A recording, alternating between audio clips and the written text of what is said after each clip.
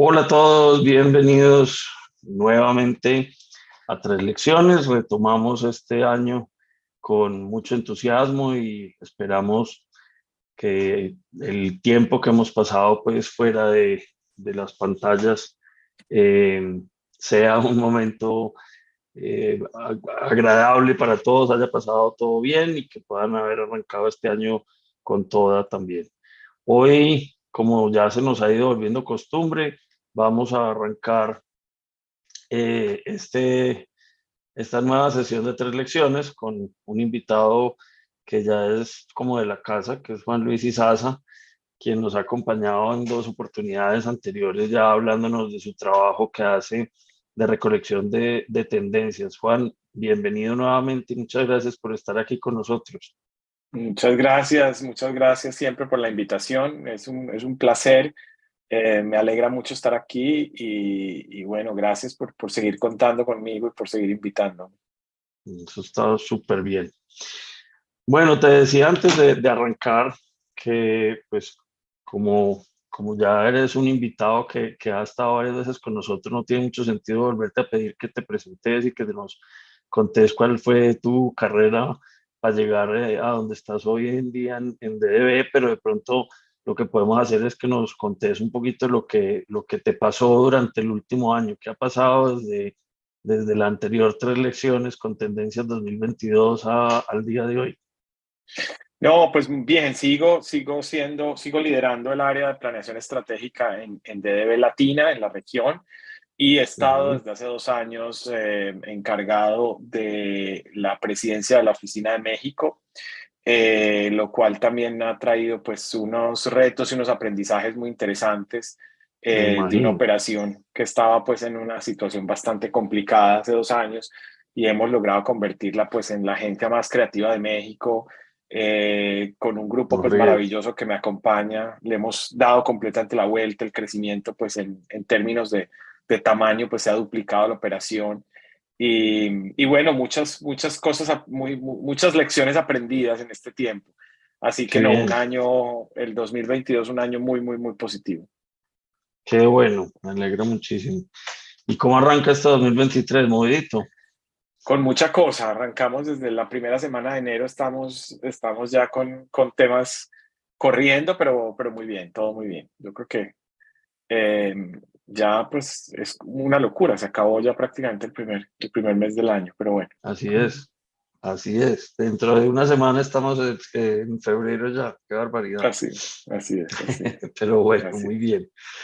Bueno, Juan, retomemos un poquito y nos contás el tema de las tendencias, de pronto cómo actualizarnos sobre el ejercicio que vos haces cada uno de los años y arrancamos de una vez con las tendencias de 2023.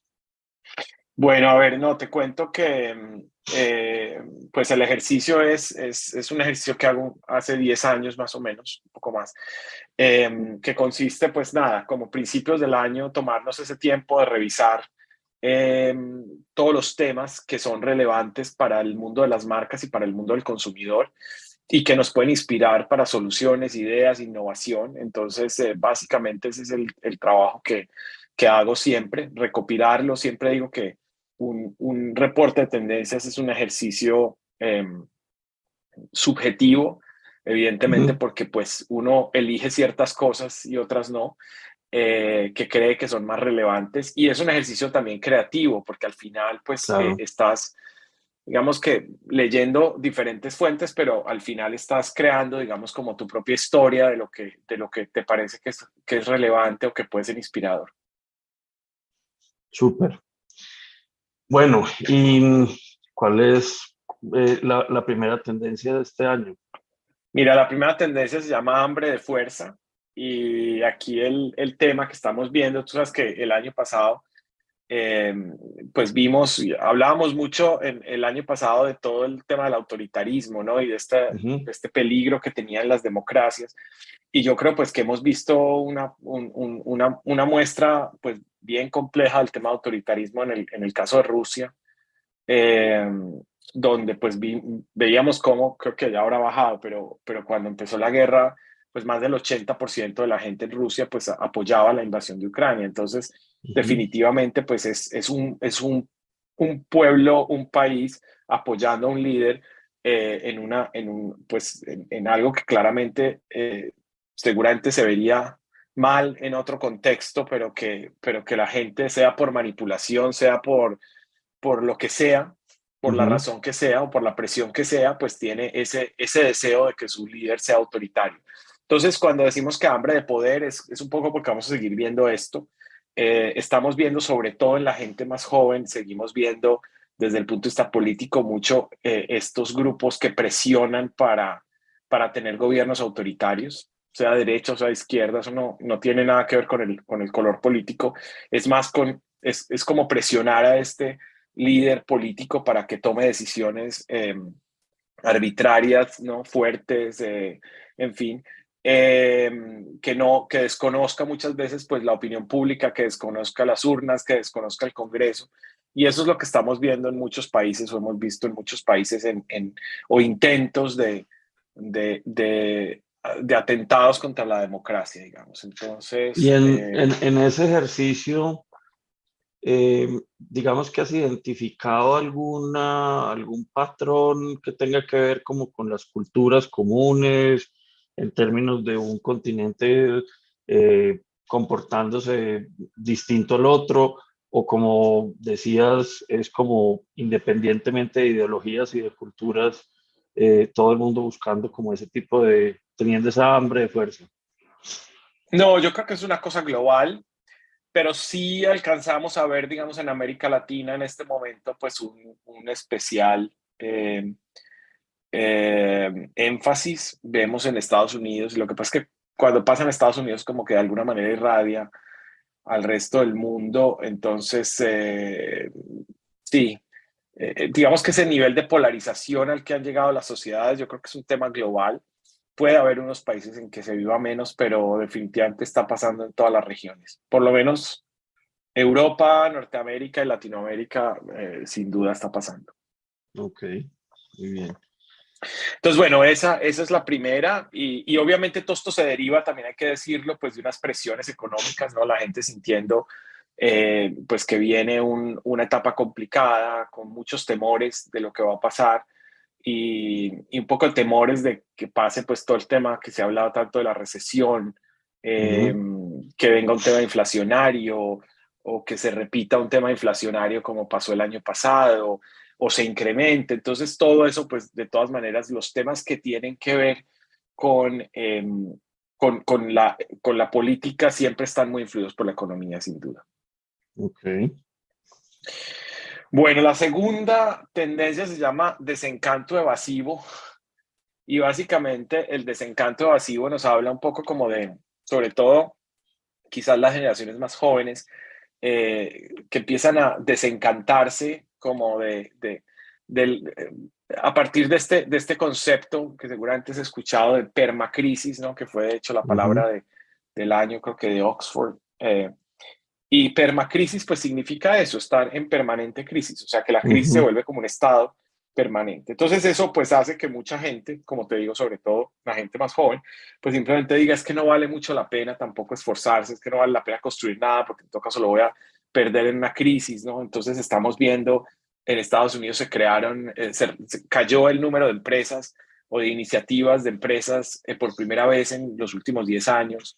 El año pasado hubo la mitad de unicornios que en el 2021 Ah, y en este año seguramente habrá menos porque pues obviamente los fondos de inversión estarán muy cuidadosos y cautelosos. Entonces, de alguna manera como que nos hace pensar que ese espíritu emprendedor, optimista, de lucharla y tal, empieza como a perderse un poco y nos sorprende mucho, digamos, eh, China, ¿no? Hay este movimiento en China que se llama el Bailan, que quiere decir dejar que se pudra, ¿no? Simplemente, entonces es esta actitud eh, simplemente desinteresada de la vida, ¿no? Un poco como esa evasión, evadirse de la vida, como no veo solución, como no veo que valga mucho la pena, pues simplemente en vez de lucharlo, revolucionarla como otras generaciones, pues simplemente es evadirlo, simplemente evadirse de alguna manera. Y ese fenómeno, incluso el presidente Xi Jinping hace poco salió a decir que había que recuperar entre los jóvenes el espíritu del progreso y tal, pero pareciera que no es suficiente, pareciera que no, que se pierde, que se ha perdido esa motivación, ese interés. Entonces, a eso nos referimos con ese desencanto evasivo. Es un reto para las marcas, es un reto para las compañías, además, porque el problema que tienen las compañías es que sus consumidores están pensando de esa manera, pero sus empleados también, que probablemente son la Ujú. misma generación, ¿no? Entonces ahí también surgen oportunidades interesantes en pensar cómo recuperar ese optimismo, cómo recuperar ese espíritu emprendedor, cómo recuperar ese interés por hacer cosas, por crear proyectos, ¿no? Por proponer cosas. Yo creo que ese es un reto gigantesco que tienen hoy, pues no solo las marcas, pero particularmente las marcas tienen un rol ahí cada vez más importante. Y ese desencanto, digamos que identificas qué tipo como de orígenes tiene o es simplemente pues como la consecuencia de todo lo que ha pasado en los últimos años, o tendrá de pronto algún tipo de disparador de trigger específico. Pues mira, es curioso porque yo empecé como a seguir este tema cuando surgió, si te acuerdas, el año pasado en algún momento muy fuerte esta tendencia del quiet quitting, ¿no? Ajá. Donde la gente decía, bueno, pues no voy a renunciar a mi trabajo, pero lo que hago es que voy a hacer lo mínimo que tenga que hacer y nada, Ujú. y estar, digamos, ahí. Y yo me acuerdo cuando yo vi eso, yo dije, esto tiene otra cosa más profunda. Esto no es un tema de que es que la gente no le gusta que lo están haciendo volver a las oficinas o que entonces las empresas están... No, yo dije, esto tiene algo más profundo. Y yo creo que la realidad es que tiene mucho que ver con el rol también del trabajo, ¿no? En la vida de la gente. ¿Qué es lo que queremos realmente del trabajo? ¿Qué es lo que queremos generar con el trabajo? No solamente es un tema de dinero y de recursos económicos, sino realmente si sentimos que con esto podemos transformar, ¿no? La vida de la gente, ¿no? ¿Te acuerdas como todo este movimiento que hubo en algún momento de como que trabajos que fueran como más meaningful, como que Significativos. tuvieran una Ajá. razón, ¿no? Entonces, Sí. yo creo que viene desde ahí y creo que de todas maneras, pues todos estos temas los hemos venido heredando y aunque no nos den, o sea, yo creo que ahora que lo vemos en perspectiva empezamos a entenderlo, que la pandemia puede tener que ver, pero yo creo que esto viene desde la crisis del 2008 y sobre todo cómo dejó a algunos la crisis del 2008 y cómo dejó a otros. Entonces, creo que desde ahí yo creo que se perdió ese encanto como por el progreso, por el crecimiento, por el logro, se ha ido perdiendo. Yo creo que por eso estamos viendo esta actitud en esta generación. Sí, ese punto de inflexión, digamos, de la crisis del 2008, pues se ha hablado mucho a ese respecto, pero también no, me retumba mucho en la cabeza pensar en, en The Great Generation, pues en la gran generación que fue la generación que le tocó pues el principio del siglo XX, que pasaron por Ujú. dos guerras mundiales, ¿cierto? Y antes lo que todo el mundo pues como que reconoce de esa generación fue no solamente que tuvo el talante para enfrentarse y para sobrevivir a dos eventos muy complejos, sino también pues lo que, la que esa generación representó después. Es decir, ellos son también la generación de la clase media americana, son los baby boomers, son también los impulsores del consumo como lo conocemos hoy, bien importante. Y por eso te preguntaba, porque me llama mucho la atención, digamos, más o menos 100 años después, como un tipo de reacción distinta a eventos también críticos y catastróficos, obviamente en proporciones diferentes. Mm. Sí, quizás se pueda parecer de pronto a lo que pasó después de la crisis del año 30, ¿no? Donde la gente se desencantó y como que ya, Ujú. pues no parecía que hubiera digamos, como una oportunidad para la gente y tal, como que era esa primera gran crisis económica que se vivía, entonces como que a la gente la dejó desmotivada. Yo creo que puede tener que ver con eso, también puede tener que ver con la pandemia y también el cuestionamiento que nos hicimos de tantas cosas en la pandemia. Eh, pero sí, es una realidad, esa actitud un poco más pasiva, yo creo que puede ser transitoria, no creo que sea un tema de largo plazo, pero hoy sí lo sentimos así, por lo menos Ujú, con este momento, quizás. También lo otro es que si has visto eh, todo lo que ha pasado con el tema de las grandes tecnológicas anunciando despidos y tal, ujú, pues eso lo que pasa es que desestimula mucho el mood de la gente. Algún analista que yo leía decía que no es un tema realmente económico, es decir, las tecnológicas, a pesar de que son muy grandes, muy importantes, aportan mucho en términos de empleo, es realmente un segmento muy pequeño de la sociedad. Y decía que al revés en Estados Unidos, pues lo que se necesitan son empleados y en los segmentos donde está el gran empleo, está más fuerte que nunca. Entonces puede ser un poco esa combinación, es decir, empleo sí hay, pero motivación y sensación de que hay posibilidad de lograr y de crecer y tal, eso es lo que la gente no está percibiendo. ok, muy bien. Listo. Y la tercera. La tercera se llama sostenibilidad rentable. Sostenibilidad rentable yo creo que es un poco esa evolución del tema ambiental, ¿no? Que ha pasado como por muchas Ujú, lecturas y que lo hemos interpretado como desde muchos ángulos. Eh, y yo creo que el gran cambio aquí es que hasta hace unos años hablábamos del tema ambiental y pues las empresas se comprometían con el tema ambiental ujú, eh, como una manera casi que de bien social, ¿no? Como, bueno, entonces voy a hacer algo bueno por el planeta, ¿no? Y anunciaban ¿no? Entonces voy a cambiar los empaques tal porque estoy pensando en el planeta. Y yo creo que lo que empieza a pasar ahora es que las empresas entienden que no es un esfuerzo, que lo que tienen que hacer es transformar su modelo de negocio, transformar su manera de operar, ¿no? El año pasado hablábamos mucho de la economía circular y yo creo que hay ujú. muchas empresas que empezaron a entender eso. O sea, no es que entonces ahora vamos a cuidar de bajar los consumos de energía, no, es cómo vamos a operar para que los desperdicios sean insumos para nuestro proceso y todo esto. Y ahí me parece muy llamativo lo que estamos viendo de estas empresas, digamos. eh, en el reporte de tendencias cuento un caso de Selfridges, que es esta cadena de retail Ujú, británico. británica, Ujú, donde ellos lo que anunciaron es que para el año 2030 el 50% de sus transacciones, la mitad de todas sus transacciones, tienen que venir de reventa de ropa, reparación de la ropa, ¿no?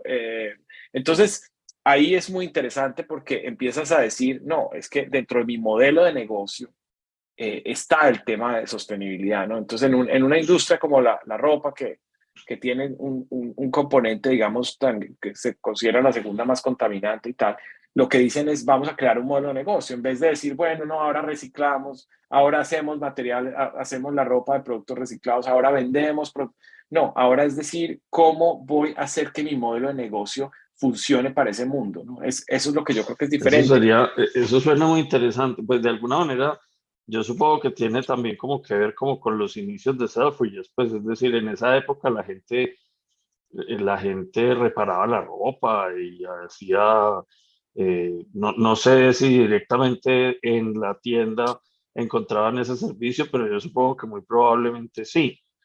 Ahora, a lo mejor eso va a ser el renacimiento de una profesión que yo creo que va en decaída y en extinción, que llaman las remontadoras de zapatos. Eso nos tocó a nosotros cuando estábamos chiquitos, cada vez hay menos. Así es. Pero ese es un buen ejemplo de ese tipo de cosas. Es decir, la gente, cuando se le gastaba la parte de caucho del tacón de un zapato, en lugar de salir del paro, en lugar de regalarlo o lo que fuera, pues lo llevaba a un zapatero que remendaba y arreglaba los zapatos. Sí, claro. Sí, sí, sí. Se vuelven también modelos de negocio. Mira todos los negocios que han surgido a partir del tema ambiental. Es decir, no por hacer el bien, sino simplemente porque es rentable, ¿no? Ujú, A mí me llamó mucho la atención, ¿te acuerdas cuando la noticia del dueño de Patagonia que le Ujú, donaba la empresa al planeta. ¿Por qué me pareció sí, interesante? Porque lo que uno esperaría, y el tipo además en una entrevista dijo que él había mirado todos los modelos posibles ¿no? Si sacar la compañía a la bolsa, si, o sea, cuál era la mejor opción. Y uno pensaría que la forma tradicional pues hubiera sido eso, vender la compañía y tomar todo ese dinero y donárselo a una ONG en función del planeta. Pero él lo que dice es, no, yo quiero que Patagonia siga eh, creciendo como negocio y que ese crecimiento del negocio siga dando utilidades para el planeta. Entonces, es un negocio en el cual él dice, yo quiero crecer. Entonces, por eso me parece que es esa redefinición de alguna manera también del capitalismo que hemos venido hablando hace mucho tiempo, ujú, ¿no? De este capitalismo consciente y tal.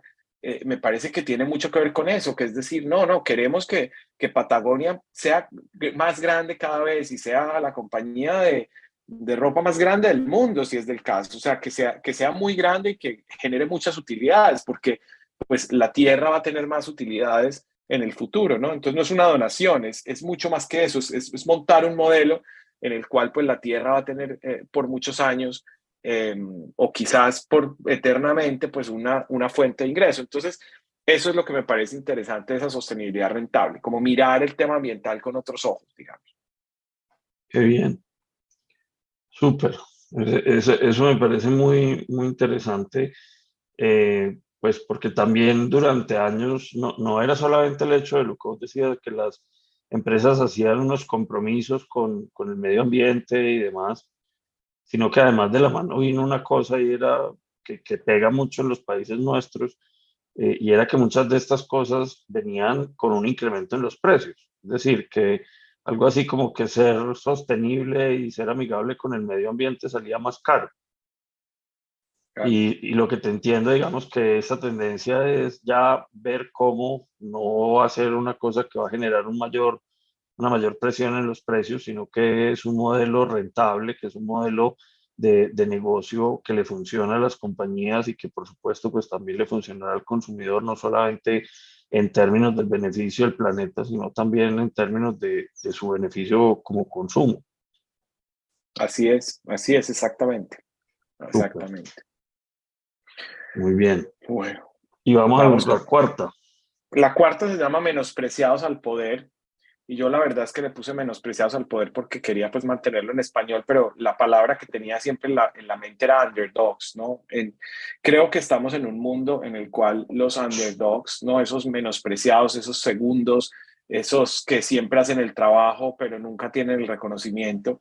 Creo que es un mundo que empieza a mirar hacia allá, ¿no? Que empieza a tratar de descubrir quién hay atrás, quién está menospreciado de alguna manera. Y creo que la muestra más importante es la importancia que los consumidores le dan hoy a entender cómo es el trato que las compañías le dan a sus empleados. Eso es impresionante, ¿no? Hay un estudio de Global Web Index que de hecho lo referencio en las tendencias, Ujú. en el reporte, donde 47% de la gente dice que una de las cosas que lo haría cambiar de opinión y no comprar una marca sería saber que los empleados de esa compañía no tienen un trato correcto. Eso es el underdog, ¿no?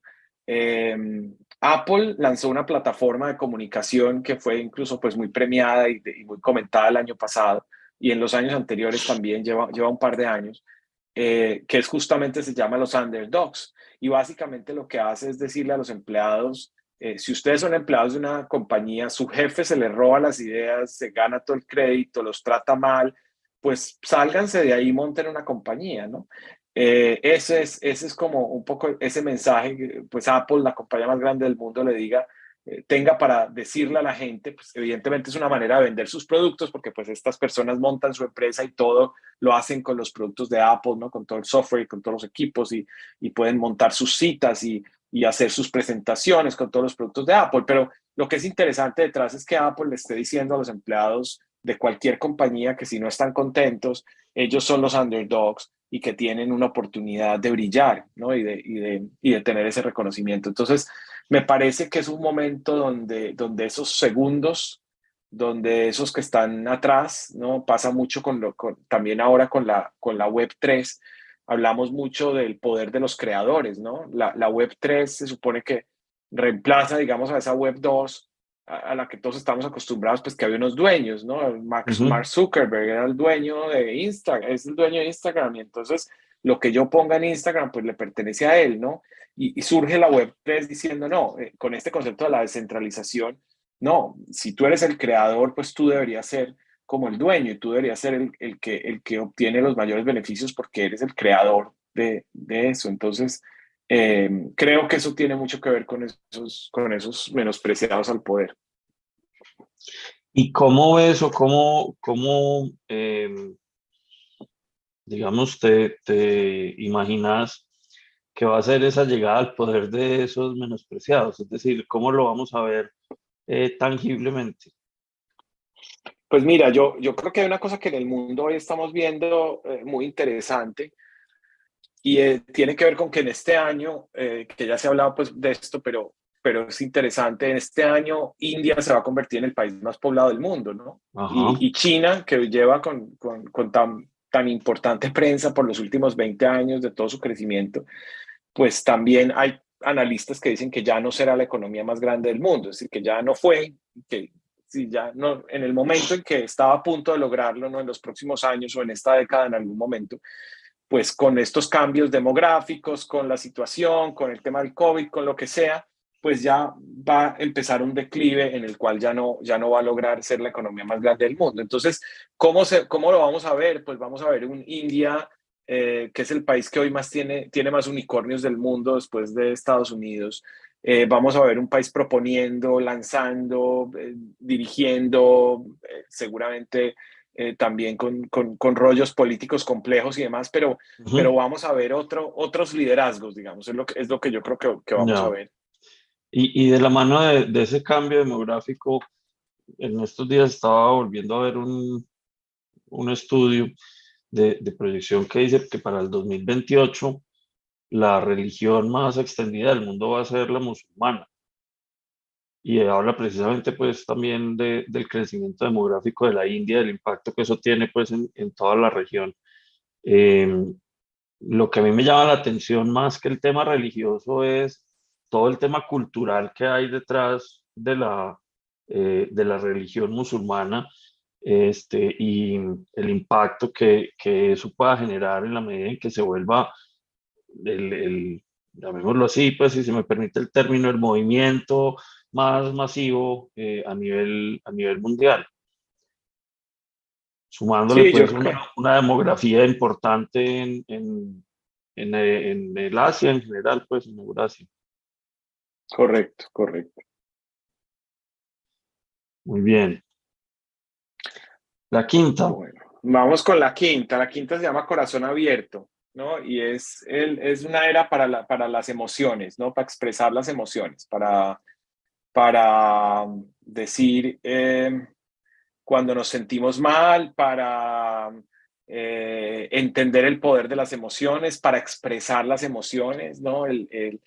Tuvimos un récord de libros relacionados con el manejo de las emociones lanzados el año pasado, siendo muchos de ellos bestseller en Amazon. La gente quiere hablar del tema emocional. La gente, hace mucho tiempo, digamos, y los que trabajamos en la comunicación de marcas y tal, hemos insistido en el poder de las emociones, ¿no? Ujú. Como esenciales en la generar cambios de comportamiento. Pero lo que nos sorprende hoy es que son nuestros clientes, son las marcas, las compañías las que hoy hablan de esto. Entonces, yo creo que somos más conscientes que nunca del poder de las emociones, ¿no? Venimos de un mundo en el que probablemente la razón se quedó corta y después también de la pandemia, acuérdate todo el movimiento con respecto a la salud mental y todo esto. Ajá. Yo creo que todo eso ha desembocado en que estemos hablando tanto de las emociones, del poder de las emociones, de lo que significa expresar las emociones, ¿no? The New York Times Ujú. hizo se dio la tarea de entender, digamos, cuál era el impacto de que las celebridades compartieran sus problemas, ¿no? Sus temas más íntimos y mostraran su vulnerabilidad y tal, y expresaran sus emociones, digamos, en público. Y obviamente para la gente fue es súper positivo, ¿no? En este estudio que hacía de New York Times con toda la gente que hablaba, pues la gran mayoría, la inmensa mayoría decía que eso los conectaba más, que sentir que su celebridad pues favorita se sentía mal, tenía problemas mentales, lo que fuera, era importante saberlo y era importante Y es compartirlo. la Entonces, humanización de unos ídolos, pues de unas claro, personas que la gente usualmente está acostumbrada a ver siempre en el mejor plan de la vida, en el momento más feliz, eh, porque nos han vendido una imagen por años y años y de repente ahora pues logramos darnos cuenta o ellos, digamos que aceptan el mostrarse como humanos y mostrarse como un hijo de vecino cualquiera. correcto, así es, así es. Entonces, igual me parece que es interesante ese tema. Bueno, lo vimos con Shakira, esta locura de la canción de Ajá, Shakira al final es simplemente, pues nada, abrirse completamente a decir esto es lo que estoy sintiendo y la rabia que tengo y tal. Entonces me parece que esa expresión de las emociones, pues estamos en un momento para eso. También me impactó mucho hace una semana, si viste lo de la primera ministra de Nueva Zelanda, que sale y ujú, dice, soy humana y no puedo más. Yo no me acuerdo nunca, o sea, yo no me acuerdo un político que haya salido a decir eso.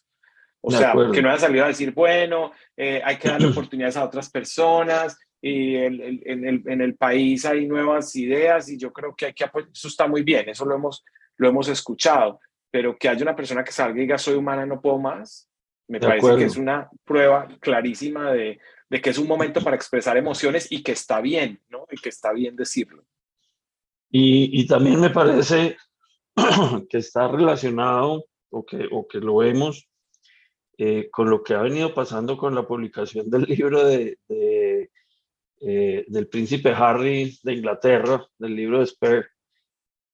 Esto aquí en mi casa, digamos que es un tema de debate porque mi señora es muy royalista, eh, pero, pero de alguna manera yo la sensación con la que me he quedado en lo que llevo pues del libro es que él estaba mostrando un lado supremamente humano de una persona que viene de una familia monárquica, pero que dice, mire, pero él habla de sus traumas abiertamente, él habla de las dificultades, se le nota mucho, eh, pues como muchos rasgos psicológicos que uno dice, pues esto no es lo que estamos acostumbrados a que nos muestren de, pues, de familias reales, pues no quisiera utilizar el término de íconos, pero sí como de lo que estamos acostumbrados a ver en ese boato, pues, y en esa pompa de las ceremonias, de lo que significa ser un príncipe y no sé qué,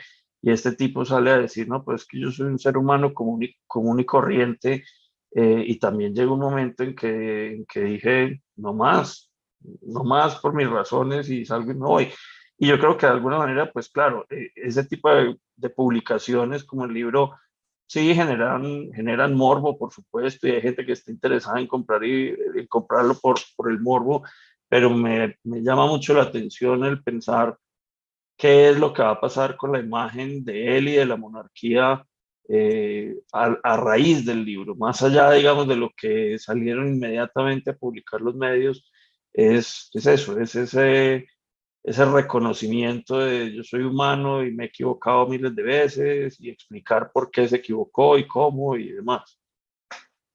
Totalmente, totalmente. Es un tema profundamente humano. Yo creo que es eso, simplemente es un momento en el cual nos gusta lo humano, digamos, que nos gusta ver ese lado humano de las cosas y de las instituciones, de las personas, y ver esa vulnerabilidad también es súper interesante. O sea, Ahora, que esté generando tanto interés es muy interesante.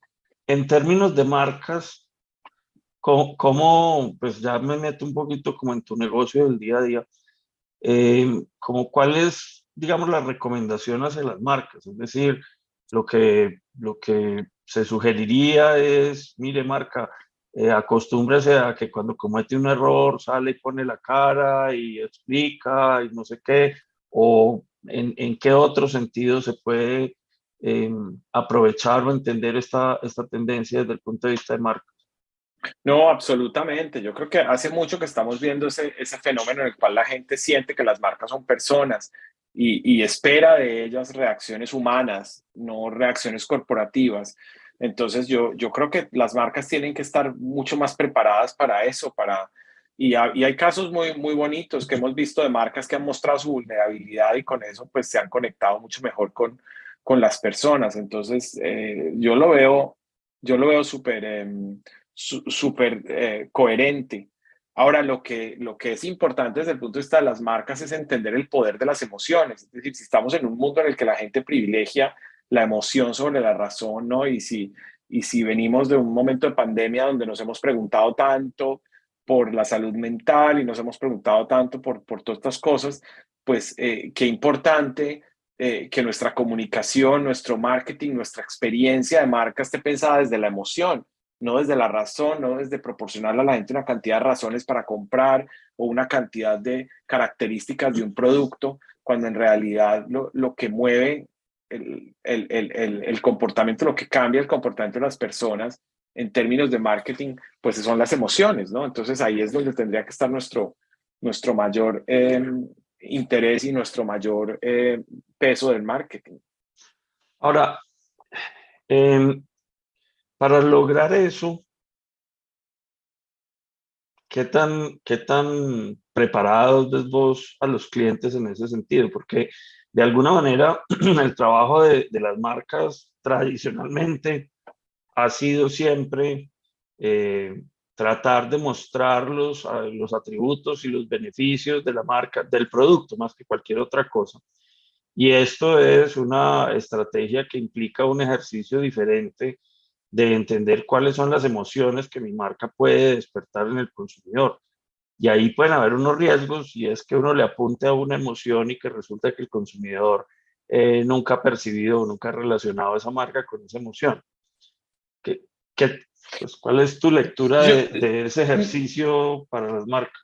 no, yo creo que hay que hacerlo estratégicamente, es decir, las marcas sí tienen que entender cuál es ese territorio emocional, no se pueden mover, si no, no tiene sentido que una marca que nunca ha hecho nada de humor, por ejemplo, de un momento a otro salga haciendo uso del humor, por ejemplo, no tiene sentido. Una marca que nunca te ha hablado de sentido, digamos, nacionalista o patriótico, de un momento a otro te parece raro que te hable de eso. Tampoco es que no se pueda hacer, pero digo, no es posiblemente puede generar algún nivel de rechazo o simplemente que no haya credibilidad. Entonces, yo sí creo que tiene que ser muy coherente, pero la decisión aquí importante es entender que ese cambio de comportamiento, es decir, uno hace comunicación para generar cambios de comportamiento, ¿no? Para que la gente Ujú.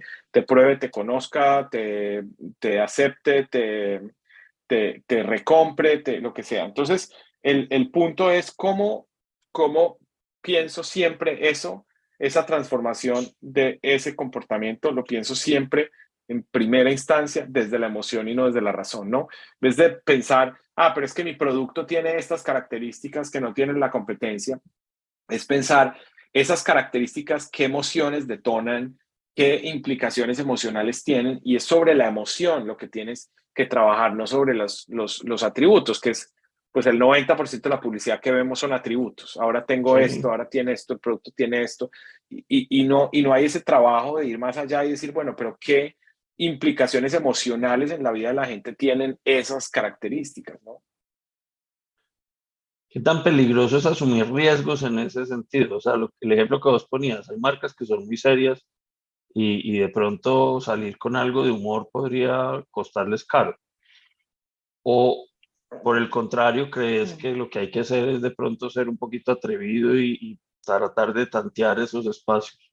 No, depende mucho de la marca, depende mucho de la categoría, evidentemente, y de la situación en la que esté la categoría, ¿no? Hay categorías, no sé, en Estados Unidos durante mucho tiempo, digamos, los seguros era una categoría muy seria, muy aburrida, Ujú. muy plana, y de repente hubo una marca que comenzó a hacer publicidad muy disruptora o un poco más disruptora, divertida, y las otras poco a poco la fueron siguiendo y hoy, pues una de las categorías donde hay más diversión más entretenimiento es la categoría de seguros. Entonces, ahora probablemente hoy no te diferencias siendo divertido o chistoso en la categoría de seguros, probablemente pasas desapercibido. Entonces, depende mucho también de la marca, evidentemente, pero también de la situación en la que está la categoría y lo que el consumidor, digamos, conoce. Pero siempre también romper esquemas. Esa primera marca que en la categoría de seguros en Estados Unidos fue capaz de hacer humor, pues evidentemente sigue siendo líder, ¿no? Porque fue capaz de romper, digamos, los esquemas. Entonces también eso es importante. Ok. Eh, Esos Pero bueno. ejercicios a veces se vuelven complejos de mantener en el tiempo. Es decir, voy a Sí, poner sí, un sí, sí, ejemplo. sí, claro. Da vivienda, que es un producto de una categoría de esas tradicionales, serias, pues el banquero es el hombre más calculador y toda la carreta. Eh, y cuando Da Vivienda le apuesta a la campaña de Ricardo Jorge en el Mundial, empieza, y además, bueno, también la otra campaña, la de estar en el lugar equivocado, empieza a meterse en un espacio que era, pues, infrecuente para la banca.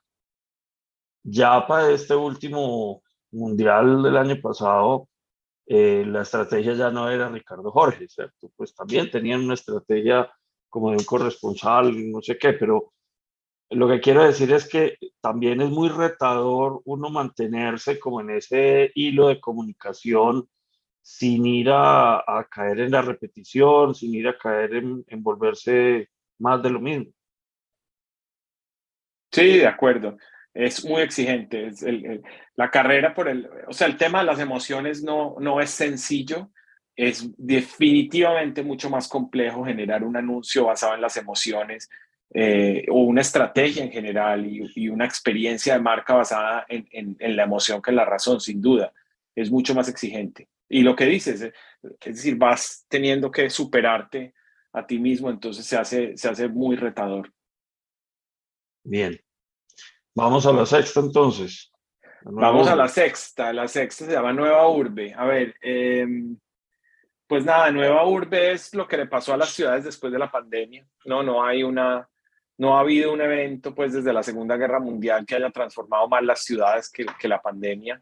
Yo creo que todos conocemos a alguien o nosotros mismos nos hemos mudado después de la pandemia por alguna razón, o nos hemos mudado a otra ciudad, o nos hemos mudado a otro lugar, ¿no? Y se está reconfigurando completamente los centros de las ciudades en muchas partes. El hecho de que la gente trabaje de martes a jueves en la oficina, y lunes y viernes desde la casa, digamos que es como un patrón más o menos común en mucha gente, pues está cambiando los lunes en las ciudades y está cambiando los viernes en las ciudades y está cambiando los jueves en las ciudades, porque pues la gente, el jueves es el último día, digamos, que ve a sus amigos del trabajo y el viernes probablemente no va por la zona donde está la oficina. Entonces cambian todos los hábitos de una manera muy, muy particular, lo cual es súper interesante. Porque también empezamos a entender que esos espacios que los habitantes de la ciudad no están tomando, pues alguien los empieza a tomar, ¿no? Entonces los turistas, por ejemplo, eh, acuérdate Ujú. antes de la pandemia que teníamos un Barcelona, por ejemplo, Ujú. quejándose muchísimo del nivel de turismo que tenía. Y para los habitantes de la ciudad, súper difícil como convivir con eso, pero de repente ahora es posible que uno diga, bueno, pues si la gente no está en la ciudad porque está trabajando desde la casa, pues se abren más espacios para el turismo, por ejemplo, porque además esos restaurantes, esos lugares donde la gente consumía, pues tienen que buscar otros públicos, ¿no? Tienen que seguir existiendo. Entonces, eso ha reconfigurado mucho las ciudades. Yo creo que eso es interesante.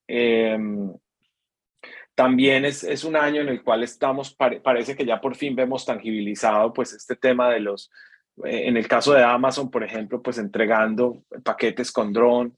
drones, personas transportándose en drones, ¿no? Estos vehículos, digamos, que se llaman de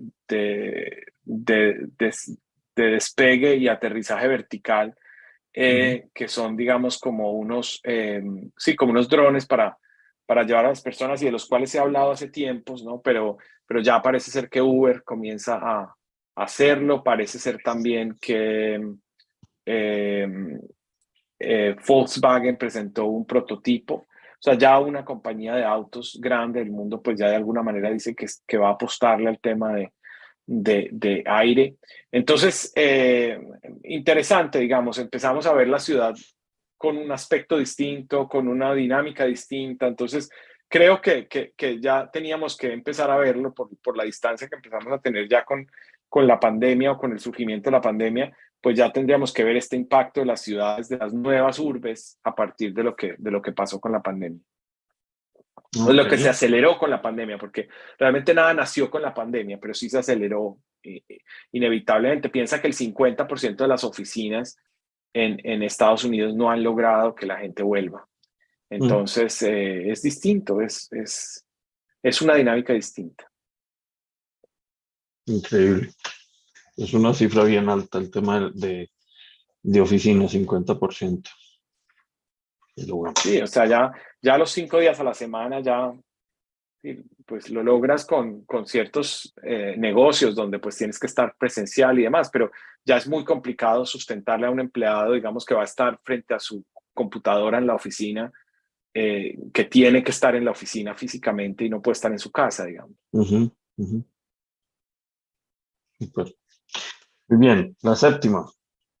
La séptima se llama Se habla TikTok y básicamente lo que quiero decir con esto es que TikTok pues es una red social, pero lo más importante, o sea, no quiero decir que TikTok sea una tendencia, porque la realidad es que TikTok ha sido tendencia hace mucho tiempo, pero lo que es interesante con TikTok es que la manera como ha crecido se ha convertido en un lenguaje, por eso la tendencia se llama Se habla TikTok y se ha convertido en un lenguaje que nos ha cambiado la manera de buscar. Hoy se está hablando muchísimo del uso de buscadores, de buscar en TikTok muchas cosas en vez de buscarlo en Google. Ujú, Nos ha cambiado la manera como compramos, porque el tema de ujú, e-commerce se ha vuelto un tema que pasa necesariamente por TikTok sí, en un porcentaje muy alto. Y además la gente dice que se informa, que recopila información sobre las marcas a través de TikTok. Ha cambiado la manera como nos informamos. En Estados Unidos el 30% de la gente dice que se informa a través de TikTok, o de los usuarios de TikTok dicen que usan TikTok para informarse. Con toda la polémica que eso genera, porque ya sabemos que TikTok pues tiene, ya por ejemplo, pues el gobierno de Estados Unidos prohibió que cualquier empleado ujú, público en los ujú, celulares, digamos, de los empleados públicos esté TikTok porque, sí, pues, por el peligro de la por el data tema de datos. Ajá, que puede irse a China. Entonces, bueno, también tenemos el caso de India que prohibió TikTok. Eso puede pasar, en algún momento podría pasar en Estados Unidos que prohíban TikTok. Algunos dicen que ya es tan grande, que ya es imposible, que sería muy, muy complicado desde el punto de vista pues, de popularidad para un gobierno prohibirlo. Eh, pero bueno, podría pasar. En todo caso, el impacto de TikTok es impresionante, cómo ha transformado también la economía de los creadores, lo que significa los creadores ujú. de contenido, el tiempo que la gente pasa, ¿no? Ya Las posibilidades para el social commerce cuando tengamos 5G, mejor dicho, las cosas que hacen ya hoy en día en China a través de TikTok y de otras redes similares es una cosa absurda, pues es una cosa de locos. es impresionante, sí, sí, Pero sí. una Sí, pregunta ahí, ¿qué vamos a hacer los que no hablamos TikTok entonces? pues Los es que no viejitos quiere como decir que yo. no quiere decir que tengas que hablar TikTok. A ver, no quiere decir que tengas que estar en TikTok, pero el mundo empieza a hablar TikTok. Entonces empiezas a entender que, pues, de alguna manera se mete en otros espacios, ¿no? Yo te lo confieso, yo usaba mucho TikTok antes, o sea, empecé mucho como cuando empezó todo el tema TikTok y después me tocó simplemente borrar la aplicación porque de verdad perdía tanto tiempo A mí me pasó lo mismo. pues, esto no tiene ningún sentido, o sea, Tomé siento que una estoy decisión perdiendo mucho tiempo.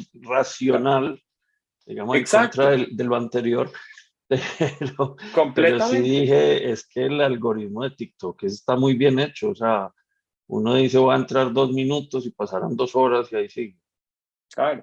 Imagínate que hoy en día el consumo de TikTok duplica el consumo de Netflix. Y piensa tú Netflix, ¡Wow! los formatos que tiene, Ah, o sea, es impresionante, es impresionante. Así que bueno, también es eso. Entonces se habla TikTok, pues sí, aunque no tengamos TikTok, tenemos que entender que el consumidor está esperando que con ese mismo algoritmo le adivinemos lo que viene y lo que necesita y lo que quiere que le ofrezcamos. Con ese mismo algoritmo, pues va a querer que le resolvamos las cosas. Con ese mismo tipo de e-commerce va a querer que le resolvamos los productos, que la información se la demos en ese formato. Entonces, por eso, digamos que más allá de simplemente TikTok como red social, lo más importante para mí es todo lo que está generando en los consumidores. Ujú. Eso es. Muy bien. Y vamos a la octava. Vamos a la última, que se llama Hugh Machine. ¿Qué quiere decir Hugh Machine? Pues que no vamos a saber dónde termina la máquina y dónde empieza la gente. Esa es la realidad, dónde termina el humano y dónde empieza la máquina. No, ya pues creo que seguramente has tenido oportunidad de hacer seguramente muchas cosas con ChatGPT y has seguramente hablado mucho del tema de ChatGPT, pero pues ahí está la realidad, es decir, tú le pides a ChatGPT que te escriba un texto y seguramente el texto no es exactamente lo que tú querías, pero realmente es imposible identificar si lo escribió una persona o lo escribió una máquina. Con lo cual, eso es Human Machine, es decir, este momento en el cual empezamos a decir, wow, la inteligencia artificial sí podría eliminar puestos de trabajo, aunque los expertos dicen que al final lo que va a hacer es crear más puestos de trabajo diferentes que son pues relacionados con esa supervisión de la máquina y tal. Esa es una polémica compleja que estoy seguro que este año va a ser una polémica que va a aparecer todo el tiempo. No, y Si te digo, esto,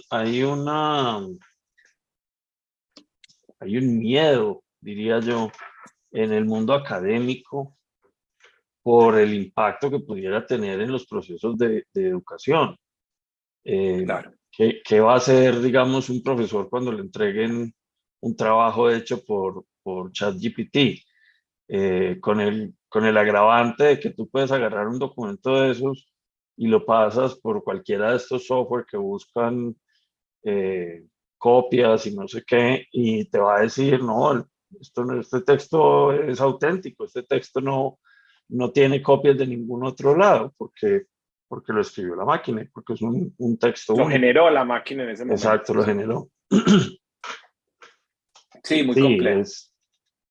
yo creo, bueno, yo procuro ser tecnooptimista, entonces yo creo que lo que va a suceder aquí es que vamos a tener unas conversaciones muy interesantes y que esto nos va a forzar a hacer cambios. Todavía no sé cuáles ni cómo, pero sí creo que hay unos espacios donde pues aprovechar este poder de las máquinas nos implica también repensar y rediseñar algunas cosas.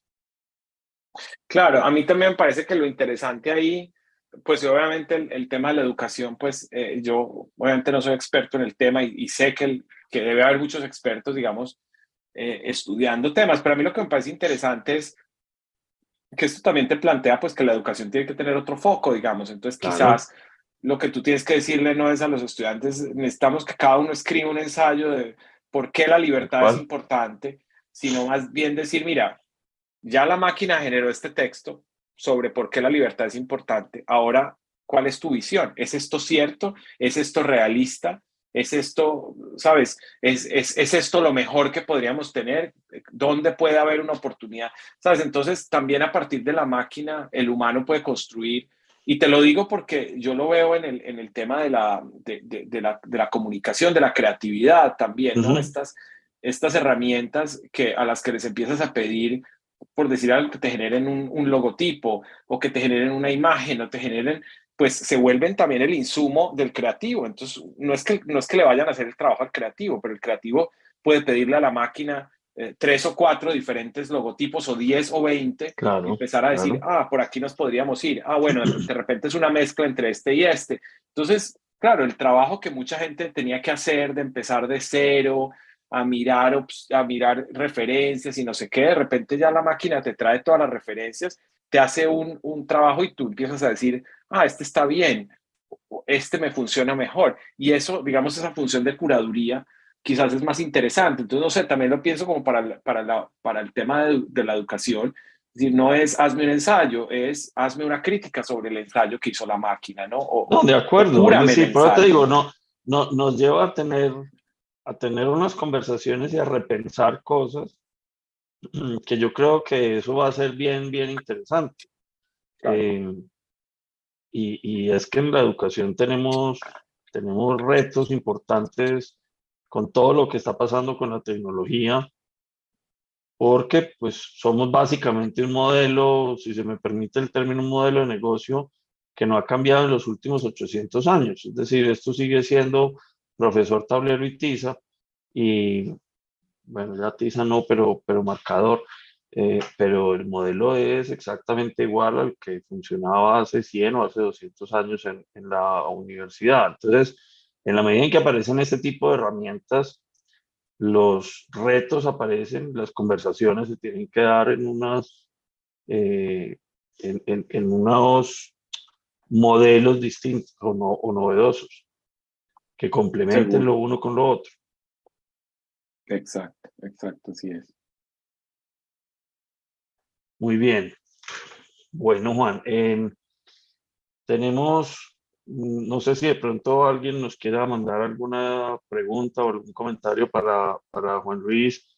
Eh, Mientras nos llegan aquí por el chat, podemos hacer el ejercicio que usualmente hace Cristi. Yo nunca me queda tan bien como a ella, pero haré mi mejor esfuerzo. Por aquí hay un saludo de Rodrigo Otero. Muchas gracias, Rodrigo. Un saludo para ti también. Muy bien, entonces hablábamos de que la primera mm, tendencia se llama hambre de fuerza y tiene que ver con esta proliferación ay, Dios mío, de Autoritarismo. autoritarismo en todos los países y en distintas regiones y cómo hay, digamos, como una eh, aceptación general de las personas a vivir en este tipo de ambientes autoritarios. La segunda tendencia se llama desencanto evasivo y cómo los jóvenes están en una permanente desilusión sí, un desencanto a raíz también de pronto de las crisis permanentes en las que nos estamos moviendo y pues que esto empieza a tener un impacto también sobre la economía, sobre la creatividad para la creación de empresas o la inversión en nuevas empresas y demás. La tercera se llama sostenibilidad rentable y es básicamente cómo compaginar dentro de los modelos capitalistas el, la filosofía de sostenibilidad, pero con un concepto de que se hace también para que sea negocio y para que genere también utilidades a a las empresas y a las marcas. La cuarta tendencia se llama menospreciados al poder y es cómo empiezan a tener mayor protagonismo aquellas personas que muchas veces hacen el trabajo, pero que no son los que ponen la cara para recibir las felicitaciones, sino que ahora pues tendrán la posibilidad de tener mayor De brillar. notoriedad, exactamente, de brillar. La quinta tendencia es corazón abierto y es la importancia de las emociones y cómo eh, pues cada vez más las marcas tendrán que orientar su comunicación hacia el lado emocional más que hacia el lado racional. Ahí me encantó una frase que dijiste que decías, venimos de un mundo donde la razón se quedó corta. Eso me parece una frase muy interesante. La sexta tendencia es la nueva urbe relacionada a cómo se han venido modificando los espacios en las ciudades después del COVID y digamos que a raíz también del interés de las personas por buscar quizá unos espacios más amigables, más tranquilos, menos acelerados. La séptima tendencia se llama Se habla TikTok y es el impacto que tiene TikTok en la forma y en los tonos de comunicación, no solamente como una red social pues que tiene millones de seguidores, sino el estilo y lo que esto va generando en la manera de comunicarnos. Y finalmente, el Hue Machine, que es la tendencia que veremos en la medida en que la inteligencia artificial y las tecnologías van evolucionando y van haciendo cada vez más delgada la frontera entre el humano y la máquina. Estamos, ¿cierto? Así es, eso es. Muy bien. Así que un año con muchos retos, pero también con muchas oportunidades, ¿no? Por supuesto que sí, por supuesto que sí. Bueno, no tenemos ninguna pregunta o comentario, Juan, pues me queda agradecerte de nuevo por tu generosidad, por el tiempo, porque siempre estás disponible, porque siempre nos has acompañado, pero sobre todo porque siempre nos has traído una serie de temas que nos dejan pensando y nos dejan soñando también al mismo tiempo, de manera que muchísimas, muchísimas gracias. No, a ti mil gracias. Un placer siempre esta conversación y bueno, te mando un abrazo muy grande y muchos éxitos en este año con 3 lecciones. Muchas gracias. Y a todos, Nos vemos. síganos, háganle clic al like, suscríbanse al canal, recuerden que también nos pueden escuchar en formato podcast y estén muy pendientes porque arrancamos este año y vamos con